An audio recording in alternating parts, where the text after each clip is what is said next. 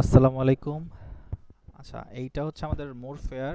তো মোর ফেয়ারে যাওয়ার পরে আমাকে এখানে টোটাল তিনটারও অধিক প্রাইস দেখাচ্ছে এবং এটাকে অর্ধেক দেখাচ্ছে অল্প একটু, যেন বোঝা যায় যে আমাদের আরও ফেয়ার আছে এখানে। আমি এই চাইলে বাটন দিয়ে আমি স্লাইড করতে পারবো, দিয়ে আমি বাকি ফেয়ারগুলো দেখতে পারবো। তো বেরগামো টু ঢাকার আগে এখানে ছিল আয়াটা কোডটা শুধু বিজিওয়াই টু ডিএসসি, এখন পুরো নামটা নিয়ে আসা হয়েছে। আর এই পোর্শনটা ফাঁকা রাখা হয়েছে, এখানে আমরা প্রাইস দেখাবো। এবার দেখি কিভাবে দেখানো যায়।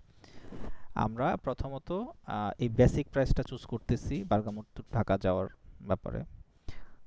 বেসিক প্রাইসটা চুজ করার সাথে সাথে আমাকে পরের যে স্লাইড ওটাতে নিয়ে আসলো, যে ঢাকা টু বারগামো রিটার্ন যে ফ্লাইটটা, ওটাতে আমি কোনটা চুজ করতে চাই। পাশাপাশি এখানে বারগামো টু ঢাকার যে প্রাইস এটা এখানে দেখাচ্ছে।